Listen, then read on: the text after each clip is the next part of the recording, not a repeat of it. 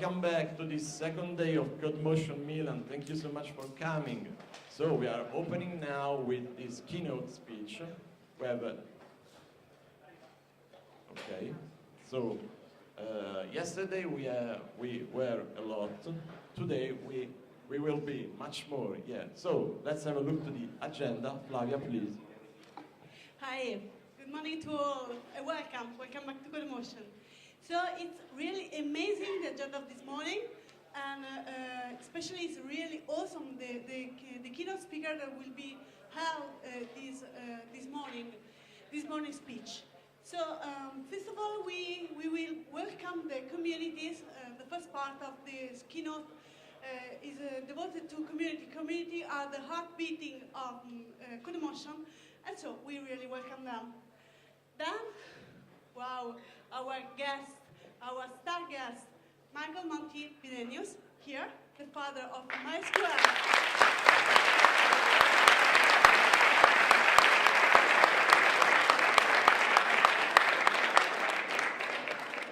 Again, please, again.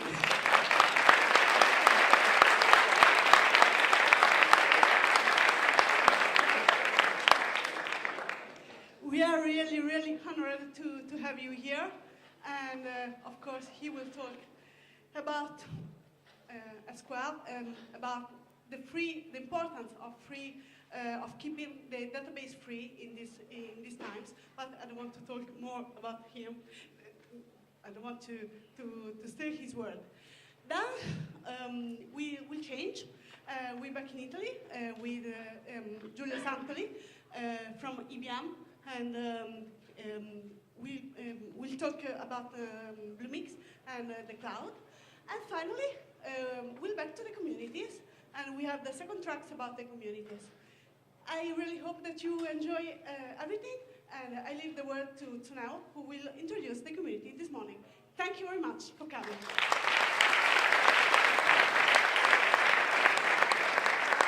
So, hi, I'm Sneo, Community Manager of Codemotion.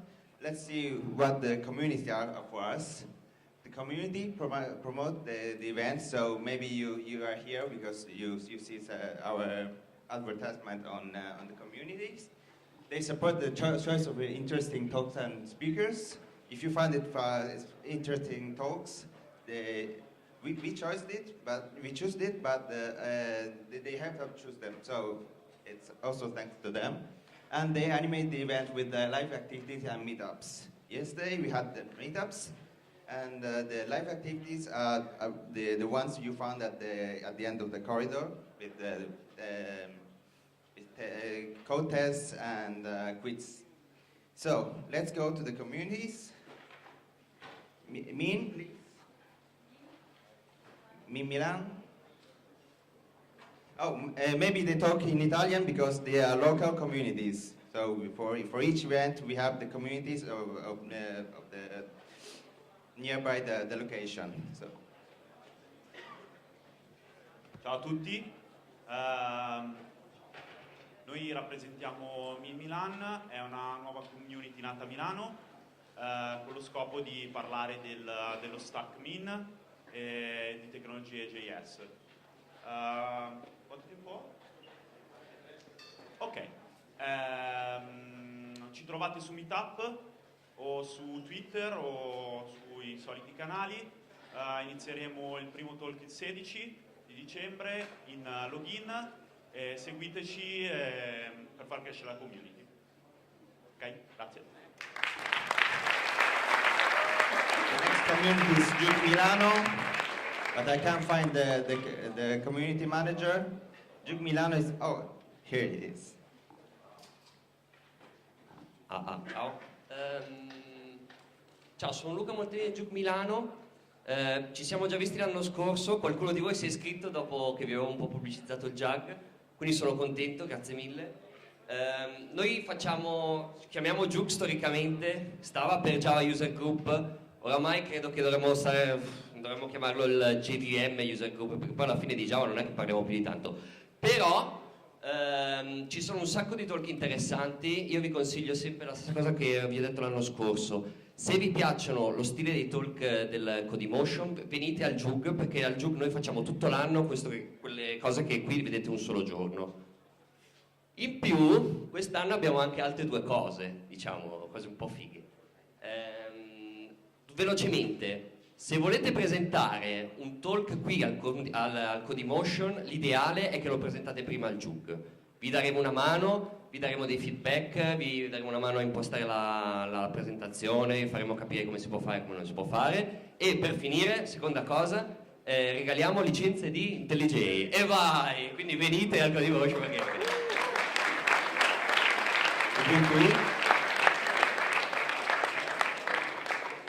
Ciao, sono Silvia della comunità italiana di Ubuntu. Ubuntu è una delle distribuzioni Linux più diffuse, immagino che molti di voi la conoscano già. Nella nostra comunità ci occupiamo principalmente di portare Ubuntu più vicino al nostro paese, quindi lo traduciamo in italiano, offriamo supporto con una piattaforma che è Chiedi, che è basata sullo stesso meccanismo di Stack Overflow, e ho anche un forum, mailing list. In più ci occupiamo di promozione, quindi partecipando a eventi come questo, come con il Tech Meetup di ieri, e attraverso il sito web, e siamo su tutti i social network. Siamo una comunità molto affiatata di persone molto diverse tra loro, ma tutte legate dalla passione per l'open source, quindi se avete voglia di conoscere meglio Ubuntu, se avete voglia di cominciare a sviluppare su Ubuntu, quindi sviluppare app per Ubuntu Touch, contattateci, ci trovate su IRC, ci trovate in mail, su Twitter, siamo un po' sempre veramente ovunque. Grazie. Italia. Ciao a tutti, sono Michel Murabito e gestisco un GDG, Google Developer Group. Parliamo di tecnologie Google, siamo in tutta Italia, quindi trovate dei GDG sparsi e vicino a voi. Che cosa facciamo? Organizziamo eventi principalmente, eventi spesso tecnici ma non solo. Parliamo principalmente di tecnologie Google ma non solo, ed è un bell'ambiente dove fare confronti, parlare, trovare esperti e così via. Come ci trovate? C'è un sito, sì c'è, gdgitalia.org, lì attualmente fa un redirect alla directory ufficiale dove ci sono tutti i GDG italiani. Cercate il GDG più vicino a voi e lì trovate il manager che vi può dare indicazioni sugli eventi, c'è un calendario, quindi trovate tutto. Cosa importante, vabbè, penso come le altre community siamo lì dietro, abbiamo i gadget, facciamo dei quiz interessanti. Se trovate manager di tutta Italia, io ad esempio vengo da Catania, quindi venite lì e troverete qualcuno vicino a voi che vi può introdurre a questo bellissimo mondo. Grazie a tutti.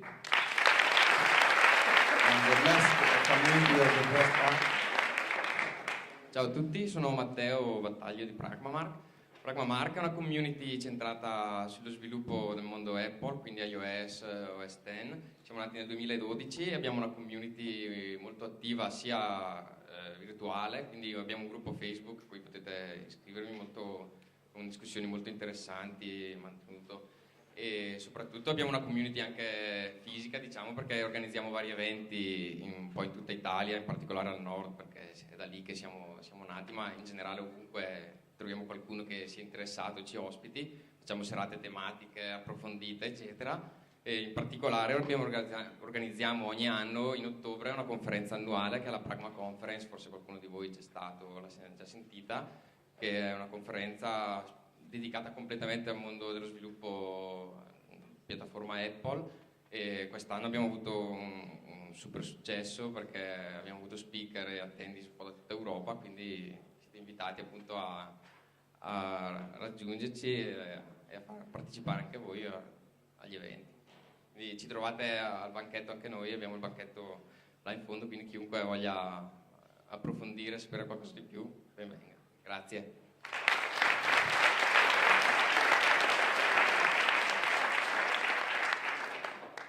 So thank you very much to the communities, and yes, the time has come, and it's really a great honor for us, and it's really thrilling to have here on this stage, on the same stage, Monty Widenius. Welcome, really welcome.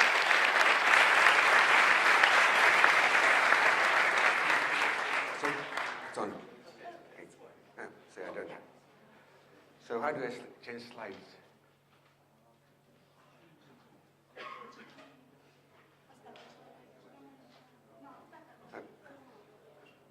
Okay.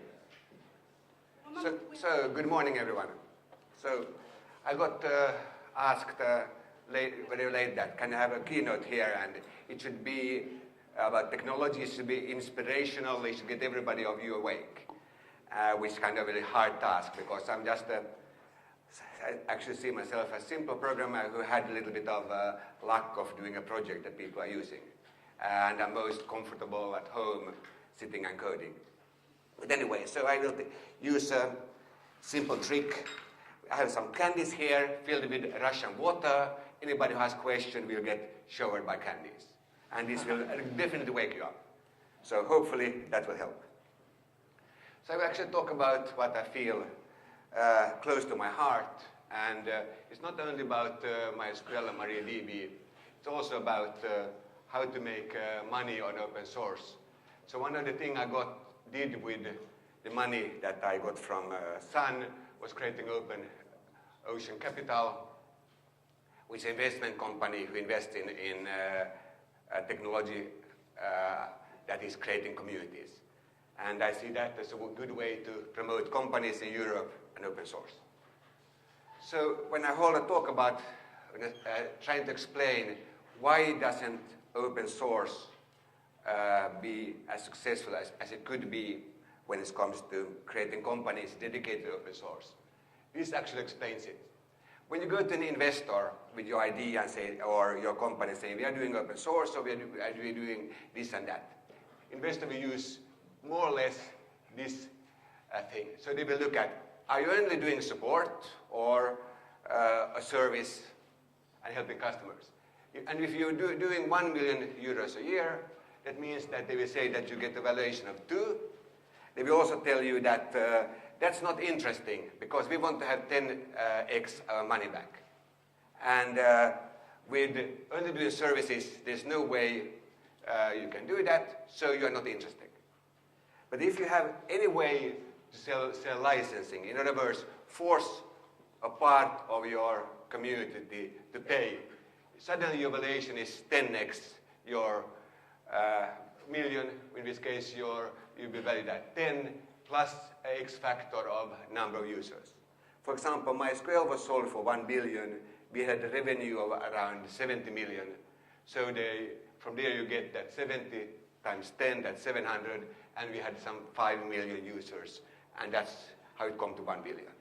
But if you understand this one, you will understand why so many entrepreneurs who are trying to do things around open source fails. And actually some companies who have reasonably good open source actually going bankrupt just because they didn't understand this.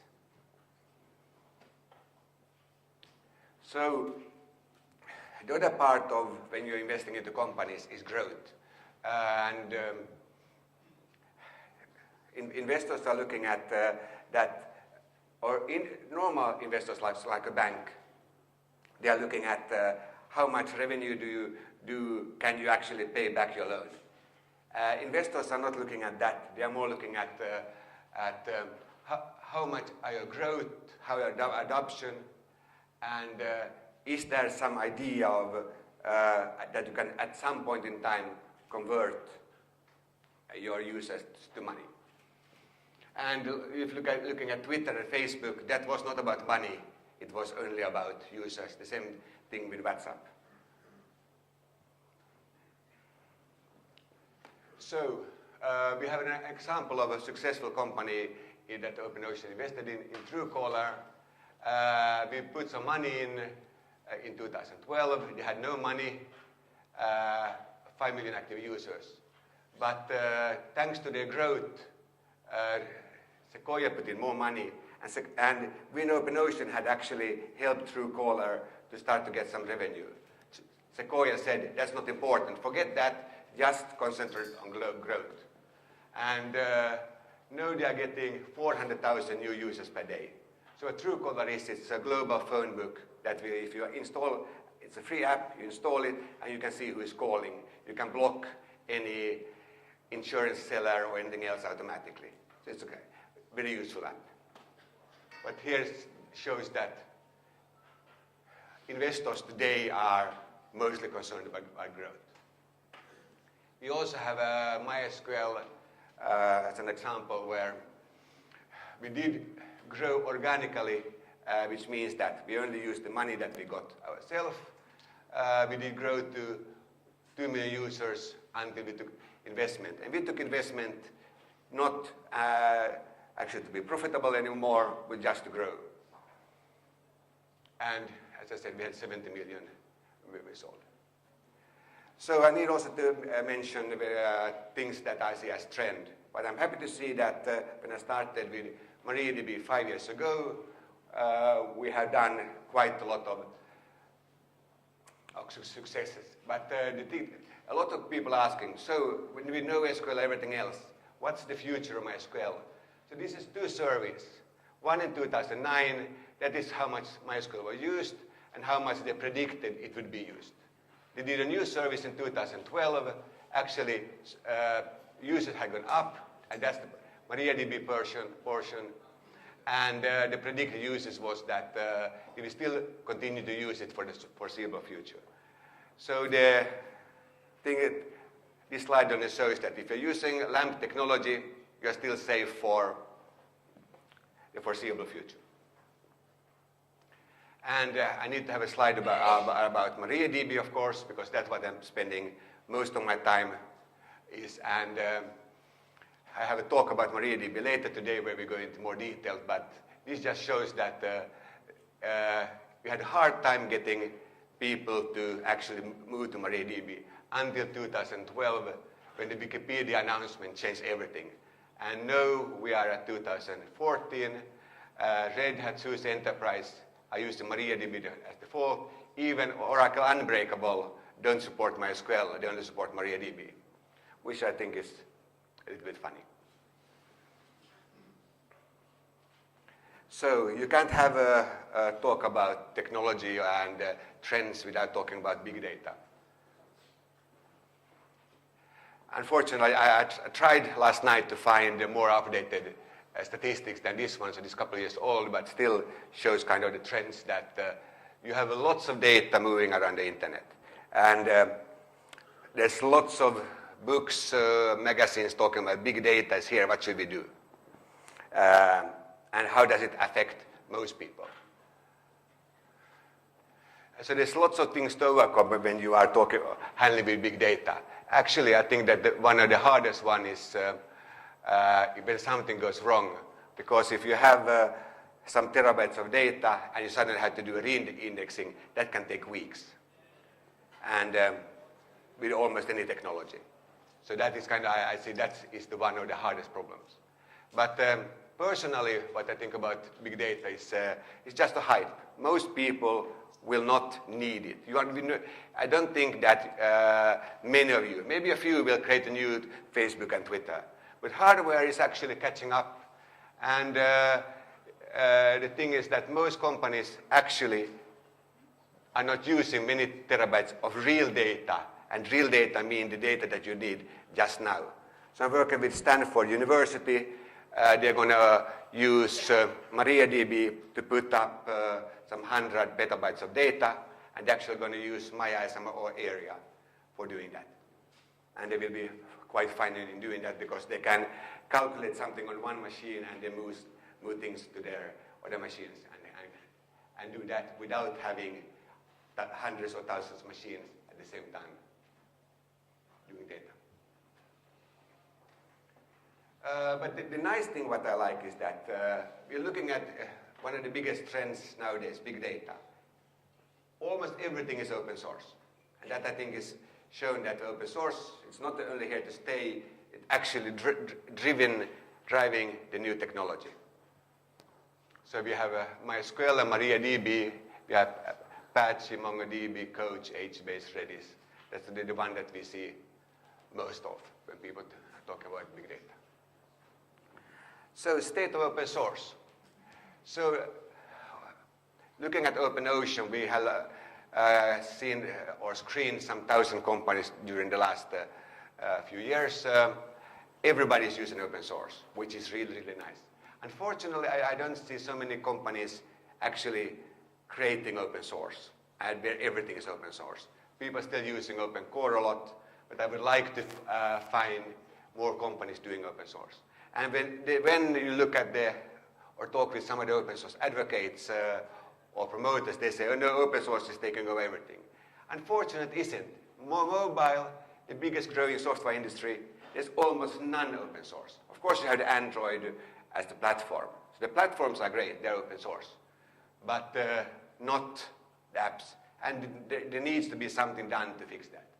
So I have done what I could by creating the business source license, which is kind of a delayed open source that actually would allow all apps to be open source eventually. And I'm trying to promote, at least in the companies we invest in, to actually use that instead of a closed source license. The nice thing is that big companies are really embracing open source. We have IBM as the next speaker, and I actually want to give a thanks to IBM that with Power 8, they actually have made a decision that with Power 8, they will mainly drive and use open source.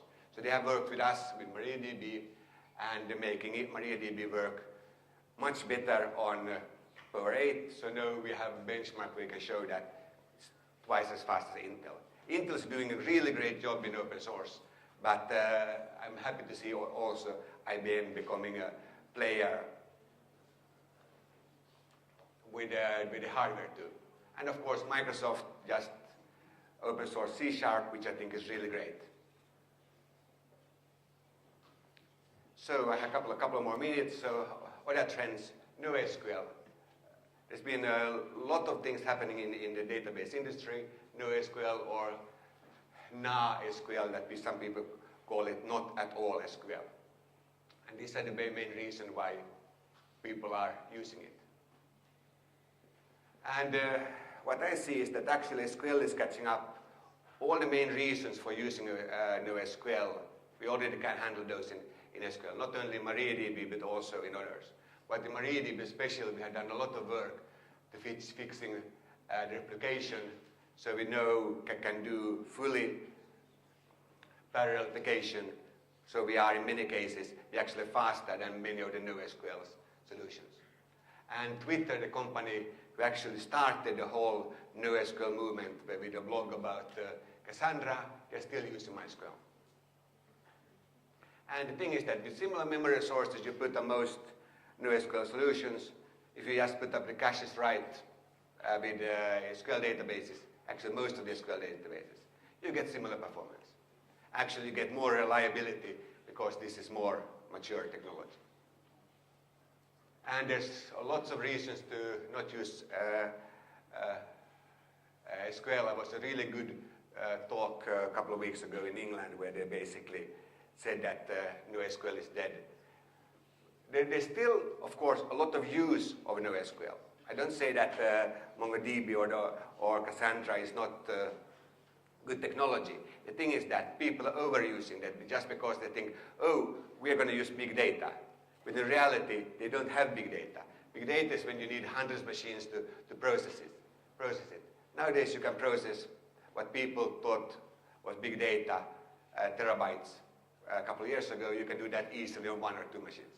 It's not big data. And also, when you look at the money flows, so this was the ecosystem of money in 2012, 2015, according to 451 research, the MySql and MariaDB ecosystem still will be much bigger than the NoSQL, and I don't see actually that changing. So, being at OpenOcean, we see a lot of companies coming to us and asking for investment and actually help. Lots of people are using a cloud. For me, being a little bit older than average people here, I was around and programming in 1990, and Sun said, future big pipes and big machines. Basically, cloud is the same thing. The nice thing with the cloud is it's very easy to do a prototype and show that you can scale. Not so much with databases, but with CPUs. But most of the companies that we talk with, they say that, oh, when we are profitable and actually are running for real in production, we are going to move it to a private cloud, because even if it's not that expensive to run in the public cloud, you have problem with security. You can't really store things on Amazon or Azure because you don't know what will happen with your data. And also that it's really expensive to move data out of it because then you are paying for the bandwidth, and that actually becomes a problem. We have seen lots of people try NoSQL, even Truecaller. They said that MySQL will not scale. They tried some of the NoSQL solutions and they failed. So they went back to MariaDB, and they are happy with that, with the replication changes we have done. I see lots of mobile apps, unfortunately very few open source, and the trends that I see that Docker is something that suddenly just popped up and everybody's using it. So there's a talk about Docker here after the keynotes. If you want to see the hot trends, Docker is definitely one of those. And we see lots of people using Elasticsearch also. But that's basically what I see as being a developer who's doing some investment in companies. So if you have a company who you believe that you have something unique, you can create a big community, you can come to me and talk about, or to the OpenOcean, and we can help you with both with your open source strategy or community strategy, or anything related to that. So questions and trying to get inspiration. And if somebody needs to understand what Russian water is, Russian water stands for vodka. Great.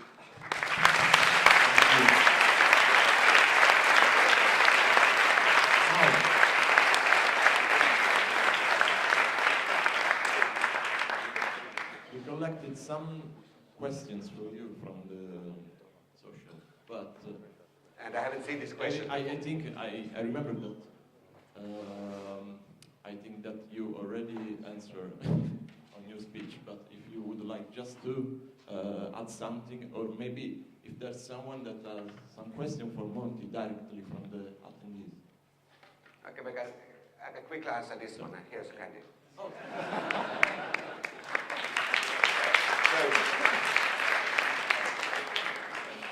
As I said, I've been reasonably lucky with MySql and MariaDB, and LAMP is driving around 80% of the websites.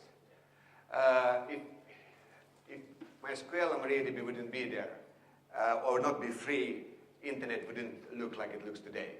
And I think that if we would just have Oracle be in charge of MySql, especially when they have done no public commitments at all about MySql, somebody needs to do something.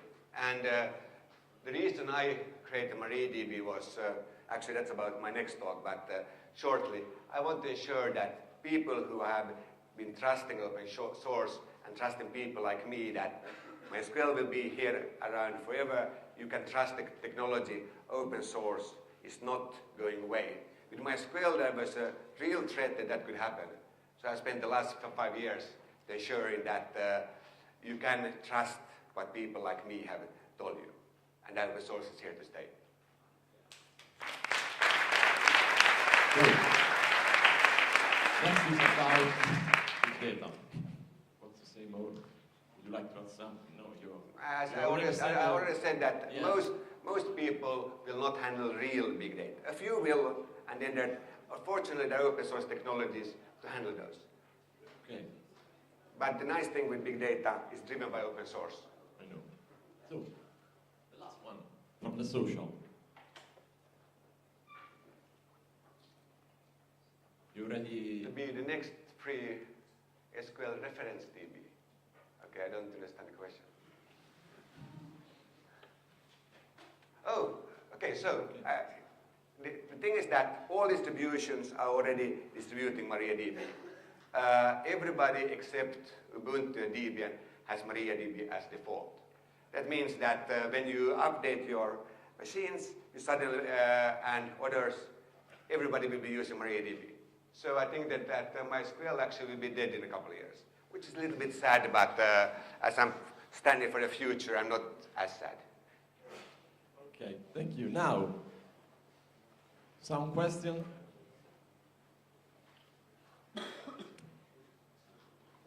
Excuse me.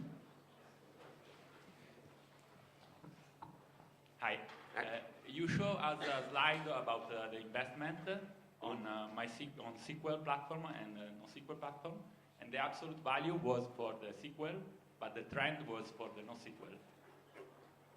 Yeah, okay. First, there have been lots of talk about NoSQL, but when you're looking at companies actually having a product and searching for investment, big part of those are using SQL. So we can see here, how many is using NoSQL? We have, that's 16 persons. And you're using SQL, so it's not a trend, it's a hype.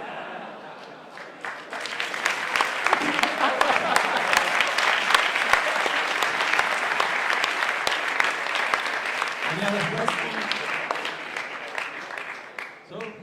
That was 96% of the people, just for record. You said everything. Thank you so much for coming. Can I get some more? They are beautiful.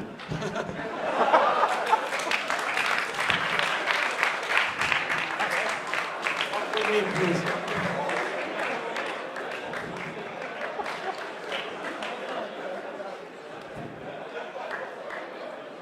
So Monty will give a talk here today at 12:30.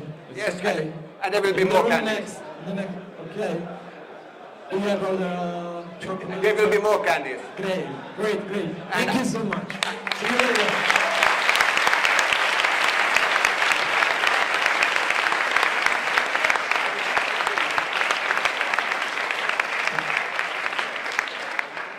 I will, afterwards, at the after part, they will even have some black vodka. So if somebody wants to try, come and ask me.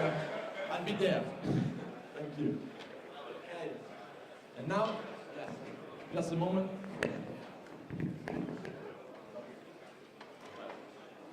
Okay. Okay. Now let me introduce Julius Antoli from IBM. He will talk about cloud and the IBM solution for cloud services. Yeah. So, I forgot to. Can I take this? So it's in the meanwhile, technical thing. It's very challenging to talk about after Monty and also in just 15 minutes. I think I have to talk about the application development in the SAS. Okay, I hope you see it right now. In the as a service era, it's very difficult to explain that in 15 minutes. So I try to do my best, and I don't have any candies to throw, so I apologize. So I'll tell you right now, it's just my PC, but it's may hurt. Okay, so it's developing applications. No, I don't care. Yes, thank you. Developing applications in the as a service era. So it's a software as a service, infrastructure as a service, and so on. Why should I care? This is the very first question. Why should you care about this topic? The reason is that the cloud computing and the internet that is actually expanding also into the physical world, so it's not only digital but also physical, is changing the economy. It's changing the way things happen. It's also putting in trouble the classical economies. So this is something you will be aware of. And it's creating, actually, if we want to be positive, new possibilities, new business options for you as well.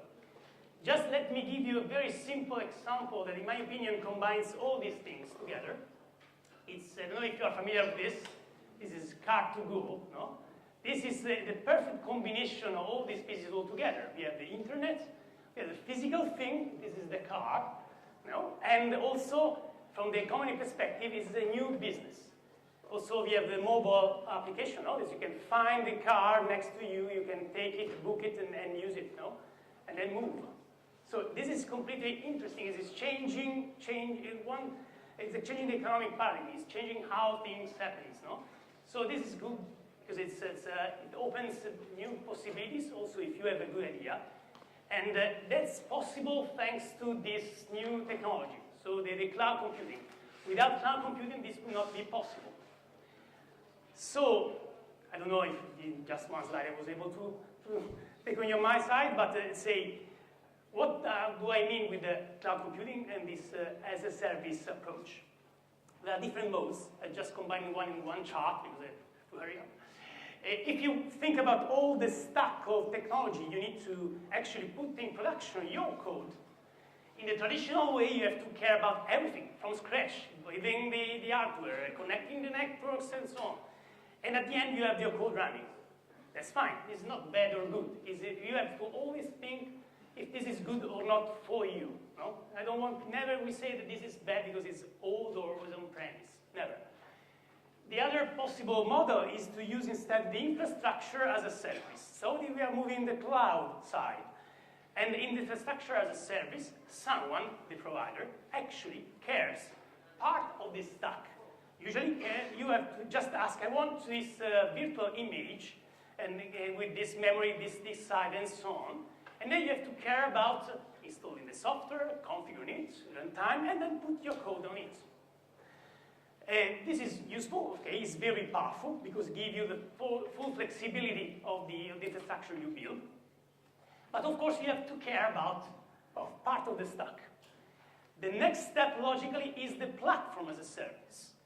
In this case, the provider actually cares almost all the stack. It gives you the runtime, ready to use, where you have to put the code. You write Java code, okay, you want to just deploy the var application on the runtime. The provider actually cares about all the stack and makes you available. And that's true also for any kind of language. So you can do it with Node.js, PHP, Ruby, whatever. Actually, it's the same. So in this case, you just care about the last two parts of the stack. But in general, you have to think about what's the real part of the stack that actually matters, that make you, say, different from the others, that makes the whole business. If you think about, actually, in my opinion, at least, is the last two. So that's the part that actually makes the difference, no? And then you have to just think about, what do I need? Why should I also care about the other part of the stack? There are many good reasons why you may do that, so absolutely. So you have to, this choice. You have to, you may create everything from scratch at home, let's say, in-house, or instead you can leverage the platform as a service, or the infrastructure as a service. The end is to write some code that someone else uses, no? So that's the software as a service, like, I don't know, when you use Gmail, no? This is software as a service. Someone wrote the code, and you are the users of that code. But from your perspective, the first three parts, it was really interesting. So as a VM, we can give you everything for all these possible combinations, so please ask. And our infrastructure as a service environment is a soft layer, is a very powerful infrastructure. And instead of the platform as a service is Bluemix. So also to avoid confusion between the two things. Now there are different things. We are one of the few vendors that actually provides both capabilities. And actually our platform as a service runs on top of the infrastructure as a service, on our own soft layer. So saying that, just few flash, because I have to hurry up if you don't, but the time is okay. It's the soft layer is actually based on different data centers. We are investing a lot in new data centers worldwide. And we have 4 data centers in Europe, and also Italy is in the roadmap, so hopefully sooner or later we will have a data center in Italy. One thing that is very interesting about soft layer is that you can ask for a virtual machine running on an hypervisor and actually running in parallel with others' virtual machine, not for someone else. Or you can just have, I want a private environment, but just my own virtual machines run together, so it's not mixed with others. Or you can even ask for a bare metal environment. So it's just a physical workstation running for you. That's especially interesting for the, let's say, online game companies. They are moving to soft layer because of that, because its performance are incredible. No? And another interesting thing that SoftLayer does, comparing with the other vendors, is that you usually in an IaaS infrastructure, you are charged by the network that you use. Now you have an amount of network, as also Monty said, that if you exceed that amount, then you pay. No? But with SoftLayer, this is true only when you go outside. So from the environment, you talk outside. But if you have many applications running on SoftLayer, the network inside SoftLayer is free. So this is a very important thing that makes a difference. So that's about SoftLayer. Let's go to Bluemix. It's a platform as a service environment. There are two things that I want to say about Bluemix. One is that actually it's based on an open source project. It's a cloud foundry. So many companies, including HP and many others, we are platinum members on this project that are investing on this open source infrastructure. So the core part of Bluemix is open source. So maybe you might wonder, what's the difference between you and the others? The difference is the service we put on top of it. It's, if you think about Linux, no? The Linux is, we have the part that is open source. Then there are several distributions. So Bluemix is our distribution for Cloud Foundry that runs on our infrastructure as service environment and contains our services. So the difference is that. And of course, you can think about IBM that there's a huge portfolio of products. So we are trying to translate these products into service that you can use in your applications. So it changed also a lot the way you can write applications because you can leverage these services. So of course, the core platform as a service capability is to run your code. And then add services, for instance, the database, no? So also MySql and MariaDB is available on Bluemix. But also NoSQL ones, so to be honest. And so Mongo, Cloud, and so on. But this is a trivial part, no? Then we have additional services that actually, if we talk about Bluemix as a platform as a service, it's not enough. It's much, much more. For instance, we have the capability of extending the Internet of Things, so including it inside the environment. Then we have the DevOps services that are services related to the entire life cycle of your application. So it's much more than just run your code. And then we also have the Watson services. I know you're familiar with Watson. I have just a few minutes to go to explain Watson a little bit. Watson has nothing to do with Sherlock Holmes. So it's very important. But so it's Watson actually is the name of the founder of IBM. That's why the name is Watson. No? And Watson is in my opinion, something that opens the era of cognitive computing. You know, IBM has been always interested in this topic. No? Some years ago, we had a deep blue playing chess against chess champions. No? But there's a very specific target capability that just playing chess. Is that Jeopardy was a challenge that we took because it's, Watson, because we wanted it to play in Jeopardy, which is a TV show game in US, very popular. It's competing against Jeopardy champions, and he won. So Watson has to understand the question from the speaker, no? Try to find the answer, also from natural language, find the best answer and answer before the humans. So it's not that easy, and it won. And also Jeopardy is strange because actually it's the opposite. The speaker gives the answer, and you have to find the question for that answer. So it's quite mind-twisting, no? So what happened after that? This was in 2011. Then we moved and we have tried to apply this capability into very important things like the medical research. Because we don't want to replace the human beings, no? That's very important. We want to create something that will help us in where we are not very good at, okay? So for instance, medical diagnosis is not that easy for a human being because you have to know a lot of things to make this. So when you have to handle a lot of data, find connections in this data, Watson is perfect. And now, just this year, we released Watson inside Bluemix. So we have now eight services you can use in your application in Watson, yeah, in beta. Many others yet to come, so we will extend. And I think it's a very difference between us and the other infrastructures. So that's why Bluemix is not just us. Another just small message is you can use an hybrid environment. Partial in home, partial infrastructure as a service, partial platform as a service. So you can mix and mesh at your will. So it's not just one decision.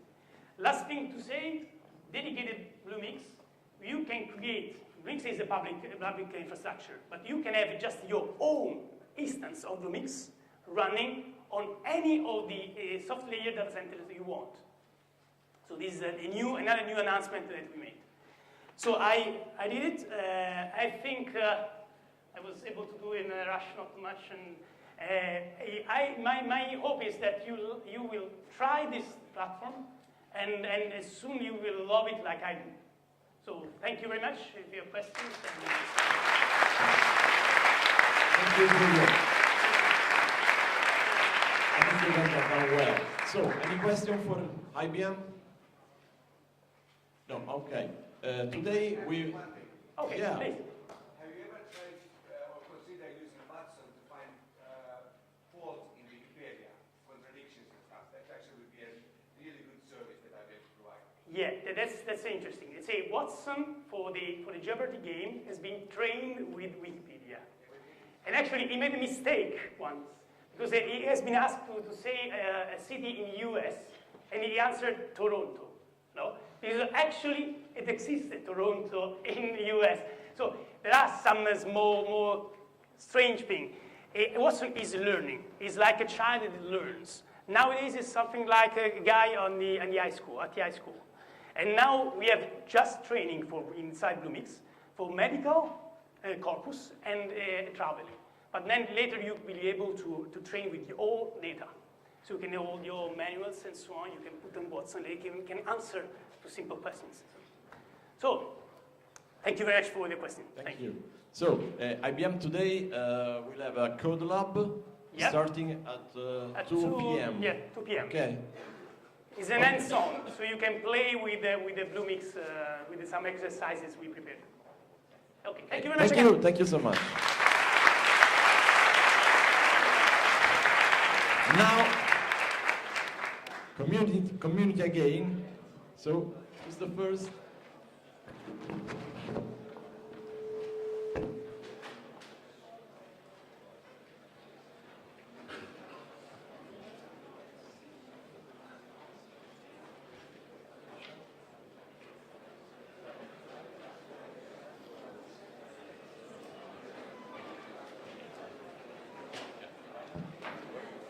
So, let's continue with the communities, web devs. Ciao a tutti. Web Devs è un'associazione nata a Brescia 4 anni fa tra un gruppo di nerd appassionati del mondo web e tutto quello che ruota intorno al mondo web. Lo scopo è promuovere la cultura e la passione che abbiamo per il mondo ragazzi, web. per favore rimanete in aula 5 minuti per le community e poi si riprendono le attività, tanto non c'è nulla finché il keynote non finisce. Grazie. Ero arrivato alla passione per il web attraverso l'organizzazione di incontri di vario tipo. Facciamo il Brain Pirro, che è un aperitivo in cui si parla a ruota libera di argomenti legati al web e non solo. Facciamo talk di approfondimento tenuti di volta in volta da programmatori, da designer, da esperti di marketing o di social media. E facciamo conferenze internazionali, tra cui per esempio la Node.js Conf, di cui a settembre 2015 terremo la terza edizione, sempre a Brescia. Partecipiamo attivamente a eventi come il Codemotion, molti di noi sono speaker, e siamo sempre felici di collaborare con altri gruppi e associazioni, quindi se avete qualsiasi idea sul nostro gruppo Facebook o non è segnato, cercate su Facebook Web Devs e ci trovate. Grazie. Francesca Garage, I don't know if it's here. It's a maker group and there's a desk outside here, so you can go find them. Extreme Programming Italian user group. I don't know if there's someone. It's a huge news group on Yahoo. You can find them, and they are very, very active and creating match events. So go find them. Web Developers Italiani. This is a Facebook group, and they talk about troubleshooting and curiosities about web developing. Oh, this is also in Italian, so just go find them. And last but not least, we have a Facebook group called Codemotion the Community. Anzi, parlo in italiano, che tutto questo è in italiano. Stiamo facendo una community generale per riunire tutte queste community che collaborano con noi. Venite a trovarci, iscrivetevi, così ci teniamo aggiornati. Grazie.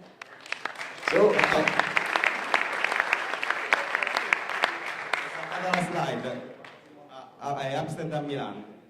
Ciao a tutti, buongiorno, sono Gianfranco e volevo parlarvi velocemente di Amsterdam Milan, che è una community integrativa, tutti gli sviluppatori e designer di qualsiasi tecnologia. Siamo attivi da 2 anni e mezzo qui a Milano e abbiamo recuperato un'idea che in realtà è nata in Olanda. Organizziamo eventi settimanali e mensili con workshop e non. Siamo aperti a qualsiasi tipo di integrazione, per cui se volete passare sul nostro gruppo ci trovate su Facebook, Twitter e sulla pagina di raccolta che è il nostro meetup, meetup.com/Amsterdam Milan. Grazie a tutti.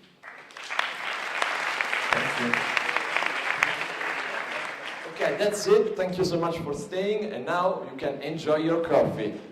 See you around. Thank you.